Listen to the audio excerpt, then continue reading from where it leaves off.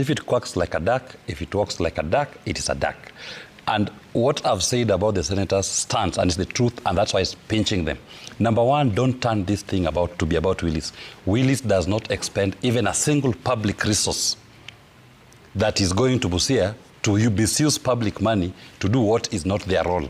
And these senators are not experts to go and, for example, audit a hospital or audit a road. So that what we must say, let me finish. You had your time. Let me finish. One minute for closing remarks. When we talk about them going to Mashinani, there are professionals who've done those audits, those reports exist. You don't have to go to Busia to see with your own eye that the hospital is not working. You don't have to go to Busia to see with your own eye that the border, at their trucks which are delayed at the border, it's affecting local traders. Those local traders can do petitions. You have a local senator. You have a senator's office that is funded by taxpayers. They can report that to you. So when you go to Busia, go and deal with issues that are germane. What they are telling us, in fact, the two of them are all struggling to tell us what they are doing in Busia. I'm yet to hear it. Because in terms of their functions, they are not answering. And finally, on even the question of the roads that he tries to gaslight me that I come from Alego, roads have been allocated to Alego. Let me tell you, Senator, if you are doing your work, Kura and Kera have devolved their functions to the county governments. Those roads will be done by the county governments. I will be talking to the county government of Siaya and not to yourself, coming to beg to a legal politician here to give the Kenyan people what they deserve. Devolve the functions of Kura and Kera as envisaged in the Constitution. Okay. Those roads belong to county governments. Give them that money. Let us go and fight with our governors to get those roads. Okay. Don't use it as political capital, as you are doing. Okay. Welcome back, ladies and gentlemen, and thank you very much for your greatest support. Fellow Kenyans, let me ask this question. We elected leaders, senators, MCAs, members of parliament, senators, governors, and then we elected the president, and then we have got the women reps. So my question is this. These people that were elected, or these people who are holding these offices, do they really know their roles? Like, we elected you, yes, but do you really know your role, the role that you're supposed to play as a senator, the role that you're supposed to play as a governor, or the role that you're supposed to play as a member of parliament? Do they really know them? Now, you know the problem, the reason as to why we are seeing that we have got a lot of problems with these leaders is because they don't know their roles. Somebody is just in office, but he or she doesn't know why he or she is in that office. Somebody is just called a senator, but do they really know what they're supposed to, what a senator is supposed to do? Somebody is just a governor, somebody is just a member of parliament, but does she or he know that me as a governor or me as a member of parliament, this is what I'm supposed to do? Or them making a lot of noise, shouting in parliament, makes them now feel like they're working for us. That is not the reason why these people have been elected. Today in the morning, during the daybreak, Trevor Mbija had got guests, whereby we had got Eddy Oketch was in Kisumu, Senator Cheregei was in Busia, and then we had got Willis Otieno, is the person that they were with on set, that is in the studio. And these three guys were like having some, it's not an argument, but it's the naked truth.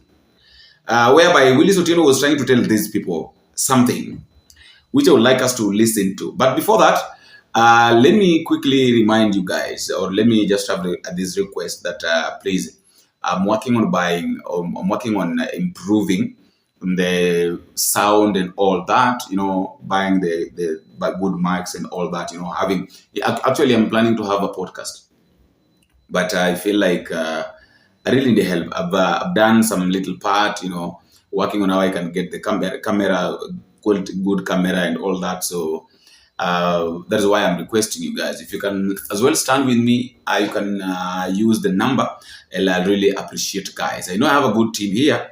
I've already received from some of you guys, people like Sylvester, Fox. I don't mention all of you guys, but thank you. God bless you, Asante sana. You are 200, you're 100, you're 1,000, 2,000 will be okay. Kusanya. And then at the end of the day, we'll finally have what we want as Bonita Media team. I really appreciate you guys. God bless you as you come. God bless you as you stand with me on this project. Now, I want us to listen to Willis speaking and then we continue with this discussion. Listen to this. And I want to just say one thing to Eddy. You know, when I listened to my brother, I was actually at a loss. Am I listening to a government representative, or am I listening to somebody in the opposition? Because he's now blaming the entire healthcare problems we have on private sector. The Kenya Health Survey is telling us that 70% of Kenyans access health services in public facilities. So is it that the government is not stealing from these Kenyans in terms of dialysis, cost of dialysis? Then fundamentally, who is in charge of setting up the national health policy? It's the same, the administration broad-based, it's the government. So you can't be here saying that our health sector is working, the problem is the private sector, who are charging exorbitant costs, profiteers, and yet the same government went and paid a facility 160 million that didn't exist. What I believe at first instance is that the state of politics and the determinant is going to be the people of Kenya, and most so our young people. Because even if you look at all these arithmetics and gymnastics that you are witnessing, they are more of a response to the challenge that the young people did pose last year, and they reaffirmed it this year during their revolution. And core to their call is the question of the economy. William Ruto has not been rejected just because people don't like his face. He has been rejected by the people just because he has failed them on the economic front, to the extent that for the first time in the history of Kenya, you witnessed people walking towards bullets, not running away from them, and walking towards bullets with a target that Parliament has promised to inflict upon us so much pain. But legacy politicians will want you to still look at them as the main drivers of the conversation. Let us talk about this thing. That statement that has just come from Wakili Willis. And that is why I started by asking this question, that these guys that we elect, these people that we give opportunity to rule us or to govern us, do they really know their roles? Like a senator is going someone claiming to be an expert. At the technical experts. You know, I was looking at this issue of being a technical expert, and I realized something, that a senator, yes, can be a technical expert, but now to what extent? This is the role of a senator. A senator's role is political. All senators are politicians. We have to accept that. They represent counties, make laws, and provide oversight. Now, we all know very well that majority of these senators, they're normally lawyers. So tell me how a lawyer can become a technical expert to go and oversight on how a road is being built. No, let me just ask that question. You know, sometimes, you know, we talk, alafu wengine wanasema mara, oh, you are against these people. Why is it so? It is not that we are against them. It is not that we are normally against them. The experts that are always in the technical. In fact, now let us be specific, because what these guys are doing, it's like they're sabotaging the work of the technical experts. Now, to be specific now and to be precise, this is what I want us to talk about. I want us to look at the technical experts who are supposed to inspect projects in Kenya, because majority of the projects are normally technical, and here are the technical experts that are supposed to inspect projects in Kenya. Number one, we have got engineers. Technically, now that is why sometimes unasikia wakisema kwamba, oh, go to technical institutions, go to technical, because this is now where these guys are normally being found. Number one, you have got engineers. Now, these are the main professionals who inspect, evaluate, and certify infrastructural projects in Kenya. Number one, they're being regulated by the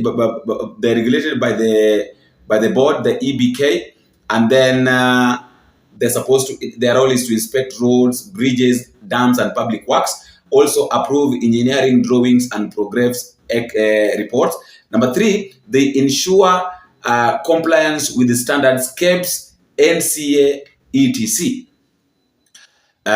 We have got examples, but I will not talk about that. Now, number 2, we have got quantity surveys.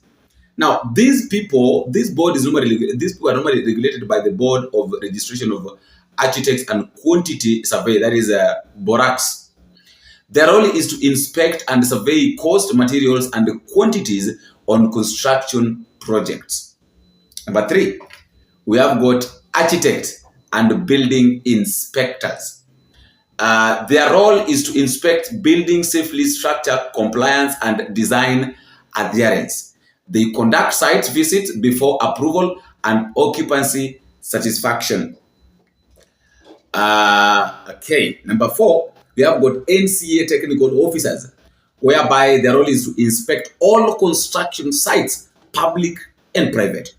Verify that contractors, engineers, and artisans are registered, and also ensure compliance with the safety and quality standard.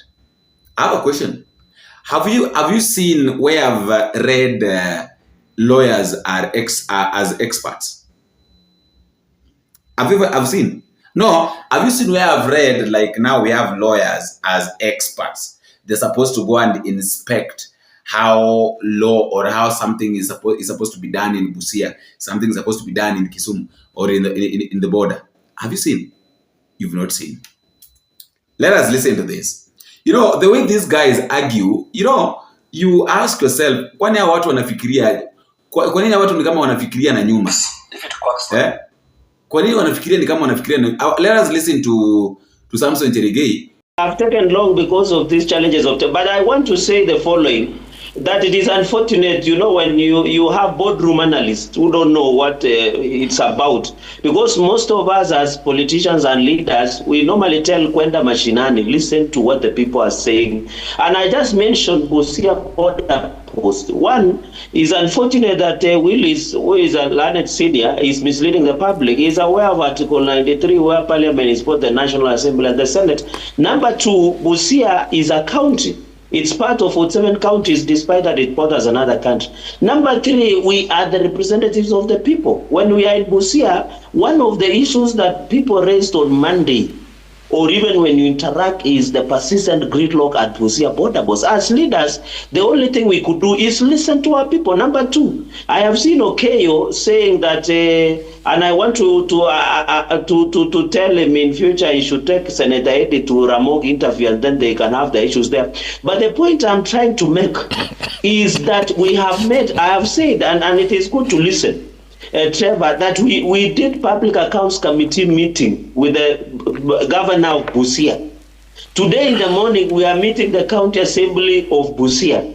We are, in fact, in most of our motions, we are discussing on the issues of Busia and discussing what devolution is.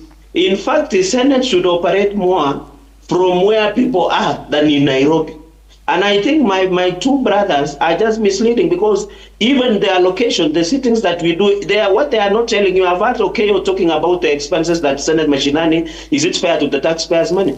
But he's not telling you, under the Constitution, Parliament can sit anywhere in this country because we are the representatives of the people. And that is why, Trevor, it is very critical that we are doing county visits. The committees have visited to assess. One of the roles is we are going to visit the hospital today. Most of our colleagues have visited some of the projects done by the county, and we have been very clear. Even we have discussed the revenue streams, the performance of the counties. So we are here in Busia to, in as much as to protect devolution, we are also leaders that represent the people or at the national level. On the issue of, I've seen my two brothers wobbling about the broad-based government. I want to tell them broad-based government is here to stay. We have a working partnership between us and between the UTA and ODM. And I can tell you from the look of things, because you have seen the united opposition is no longer united, is more disunited than was before. You can see Matiang'i is on his own, the former vice president. And I want to say, you have asked why Kalonzo is the highly sought after politician.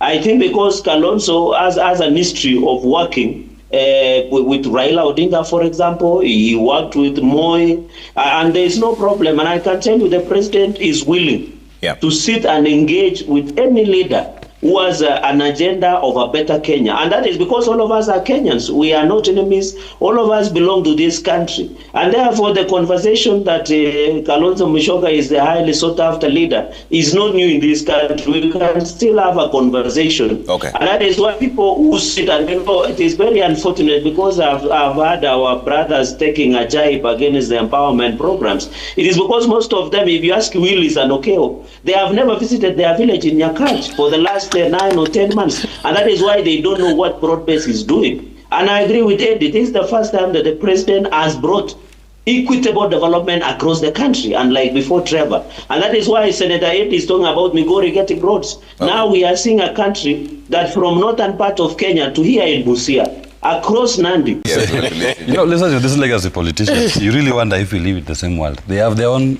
make-believe world. I'm actually in shock, but so many Kenyans are.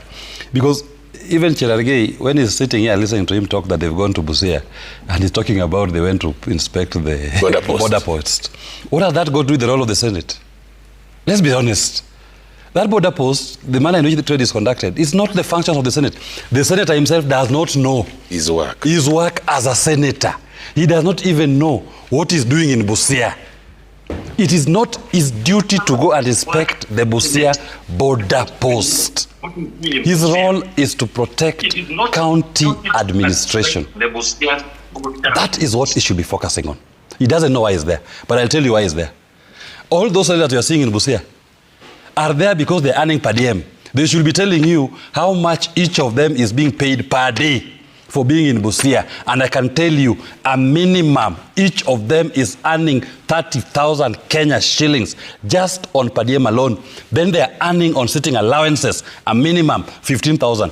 A minimum each of them is taking home is 50,000 just to appear in Busia, to do nonsense that does not involve the role of a senator. Then number two, when Eddy is talking that, oh, Willis, you are pending bills from national government. I don't.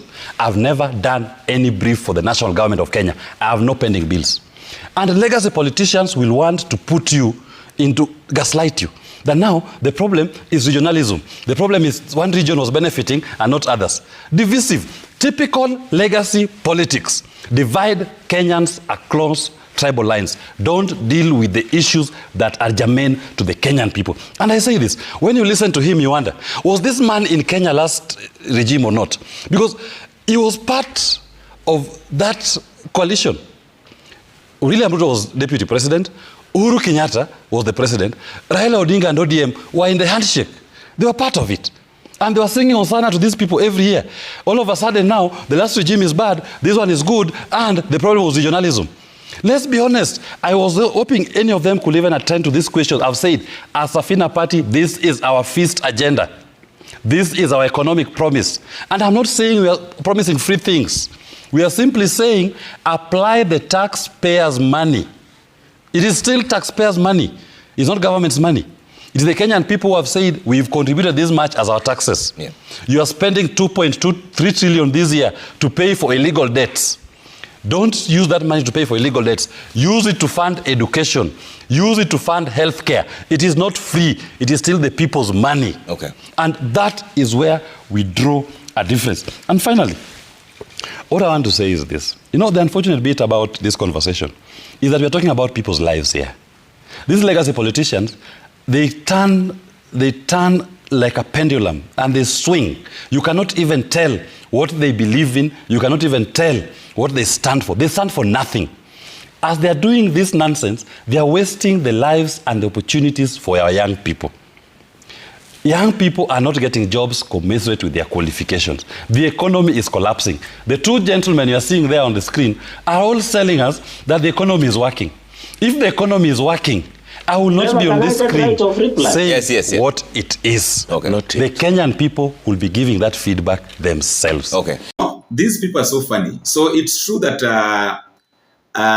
they are not going outside to work. Wanaenda kwa sababu ya ile pesa ambayo wanapasa kulipata. That is why they are going out. It is very clear now. Imagine in a day, one senator goes home with 50,000 a single day. And then now calculate how many days are they going to spend there? Maybe 3 days, 4 days. So if they spend 4 days, that is automatically 200,000. If it's 3 days, that is 150. 2 days, that is 100,000. 100,000, and then we've not talked about the fuel and all that. What they're eating is on the government. They're not buying anything. So are you seeing how our money is normally being spent miserably? Let us listen to Eddy Oketch. Eddy is talking about the issue of Kalonzo here and connecting with the Gen Zs. Listen to it. I think I don't even want to discuss Kalonzo, because I think that there is more exciting things to discuss, especially because, Trevor, I have been following online as well as in person with a number of younger people, of course, Gen Z and even millennials, in terms of what they see as important for them. And I think that they have indicated, even if you remember when the protest was starting last year of the Gen Z, some of them were really, for instance, admirers of Raila Amolo Odinga, in spite of his age. So the Gen Zs and the younger generation are not just not tribal, or sometimes leaderless and partyless. They are also not ageist. Basically, they don't judge people with regards to these notions that we put on age and other things. If there's a bad leader, they will deal with the bad leader. If you are Eddy Oketch and you're young and you're not performing, they will deal with you. The same way as if you are maybe a James Orengo or a Rungu Kangata that is performing and you are older, they will still give you a chance. So I don't think that younger people in this country are talking about the age. They're talking about good governance, they're talking about performance, they're talking about results that they're able to see in governance. And I think this is the key thing that we must go with in the next election. That's why sometimes I ignore the political narratives that are sweet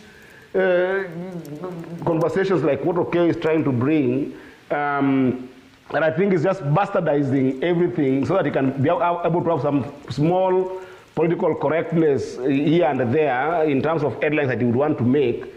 The point is, young people will look for good governance in older or younger people. If you are Eddy Oketch, if you are Babu Owino, if you are Kibagendi, if you are Mouthy, and you don't perform and you are young, they will deal with you. If you are also young and you're performing, if you're Eddy Oketch, you're performing and you're doing well, or somebody like Mouthy or anybody who's doing well, they will still give you a chance. The same way they will still punish young, older people. And this is a Kenyan phenomenon for everyone. But what I wanted to say, Trevor, is that we have got 2 years to go to 2027.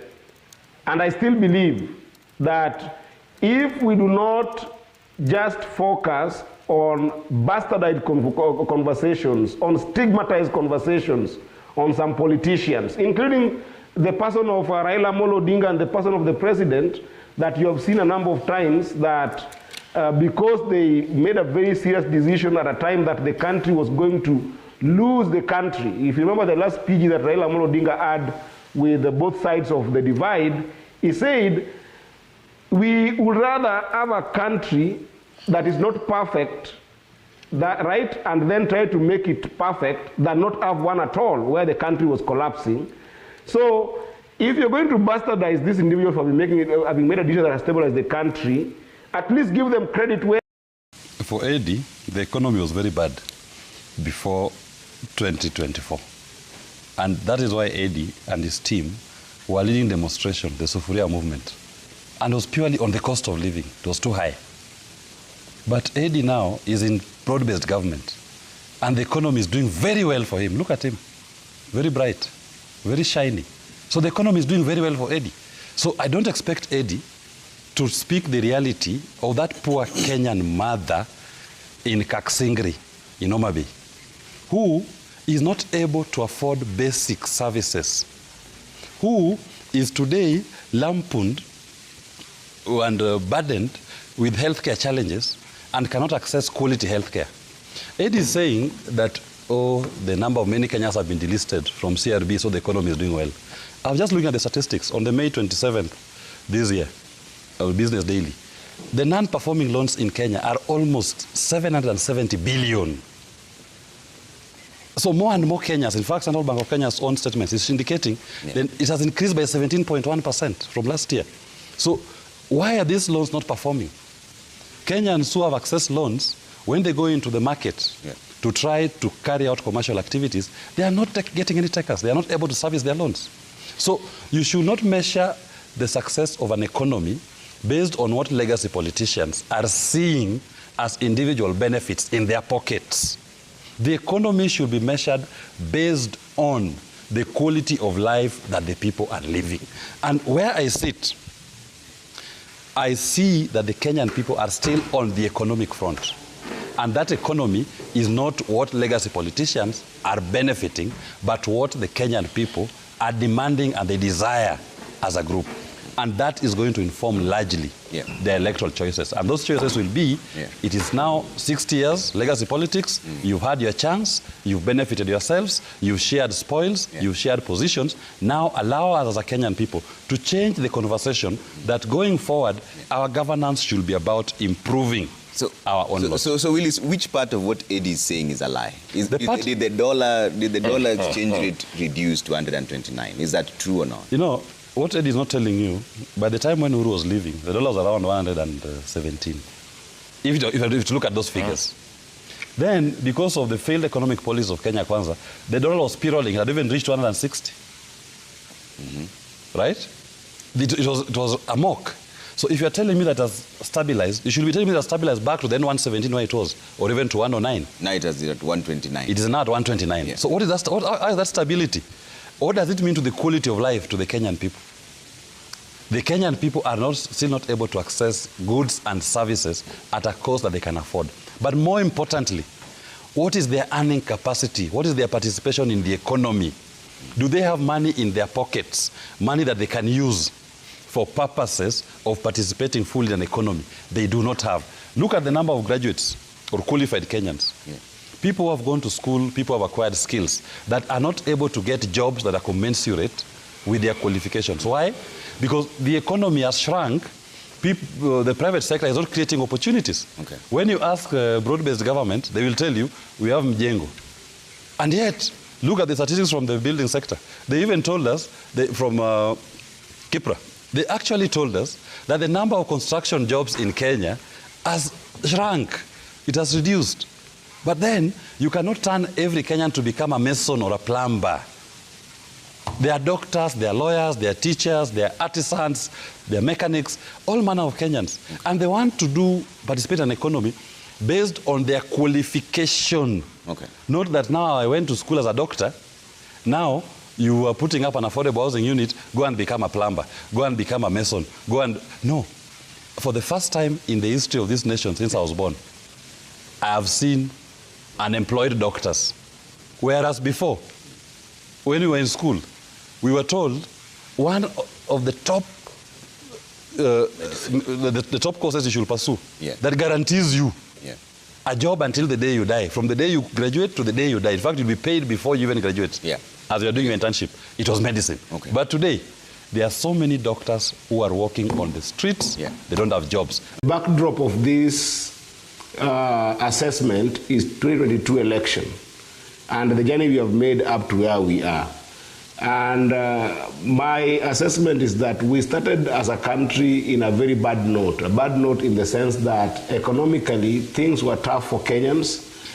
You remember the 2023 or all the way 2024 Maandamano, May demonstrations were about the high cost of living. That was the leading rallying call for why Kenyans were agitating. And then quickly, in last year's demonstrations, it became more about bad governance that was going with corruption and sometimes problem of the government not listening to the Kenyans, to the extent that there were abductions that came, and then we had the Gen Z movement. So the assessment must be based on that, you know. And I think that one thing I agree with Willis on is that the big determinants of the next election would be the people of Kenya, but not just the people of Kenya. It will be the people of Kenya who are registered to vote, because they are the ones who democratically will determine the future of Kenya. But that said, I think that economically, when things were really bad before the Azimio protest, because we cannot ignore that, and then before the Gen Z protests, and then the arrangements that came after, especially with this broad-based government that gave the government of the day a lot of stability, a number of things have changed economically that have made it better to look into the next 2 years going forward. So for instance, it is a matter of fact that 7 million Kenyans have been delisted from CRB. And you know, the people in CRB are mostly the vulnerable population that we have in this country. The second thing is that the pressure of Kenya comes from what we call foreign reserves that, you know, allows for import and export balances. That, since the stability that ODM participated in creating, has risen from 6.5 billion to 11 billion. The third issue, which I think we all know, is that when we started the 2022, our shilling was very weak against the dollar. If you remember, we were at 162 to the dollar. Right now, we have constantly been, since last year, at 129 to 130, depending on where the exchange happens. Inflation rates, if you can remember, Trevor, last year, was terrible. It had hit the highest of 9.6 from 2022 because of the protests that we were having. Because of the fact that Azimio has, ODM particularly has had with the current regime, the inflation rate has dropped to 3.5%. And we have got gross domestic product, GDP, which was what we used to measure to the economy. It has just passed 17 trillion as per now. And lastly, it is not me, but World Bank and all the institutions that measure the economy have argued that Kenya is now growing at 3.8%, which is bigger than Africa's global, the rate for Africa, which is 3.3, and even the global rate we are passing. So what am I trying to say with all of this? The economy has extremely improved, but we still have a lot of challenges in terms of that trickling down to the people. And I think that the determinant of the election will be if President Ruto and the government of the day can take advantage of this kind of economic merit to start trickling down, being felt in the pockets of Kenyans. And that is a function of making sure that those projects that make a difference for the people of Kenya, like roads that are being built, like housing that are being built, can be able to actually take root from these economic gains and allow money to enter the pockets of Kenyans. And also, lastly, reducing some of the levies that have been hitting hard into the middle class in the country. Those two will extremely determine how voters then participate in the 2027 elections. You know, to be sincere with you guys, listening to these people sometimes makes you worried. So Eddy Oketch is telling us that the GDP is at 17 trillion. And it's like the inflation rate has dropped from 3.5% to 3.5% from 9.6. Now, when you try to look at the exchange rate, though, for those who are doing the exchange, like we do the exchange right now, it's in fact it's not even 129. And one thing we have to understand is that when they are telling us that now the exchange rate now is at 129, that is not friendly. Why? Because, you know, There is one thing that these politicians are failing to understand, that when the exchange rate is high, there is nothing we can do. It's the market forces. Now, when the exchange rate goes down, we have stabilized the economy and reduced the exchange rate. But now, all these things are high. The exchange rate is high. Tell me how we're going to do, how the economy is going to balance. Everything is expensive. These guys, one thing I believe right now is that these guys, they don't have time to find out why the inflation rate dropped.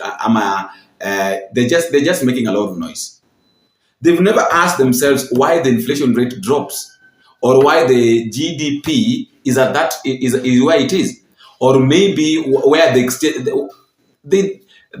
guys, they have never mentioned anything to do with the per capita income.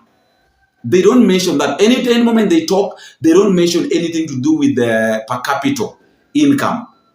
They're just screaming on the GDP. The Wakotukwa GDP right now, our GDP grew from, I don't know, to 17 billion. Things that don't even make sense. Now, I would like you to tell me what you think at the comment section, because kwangu mimi, truth be told, guys, I don't know.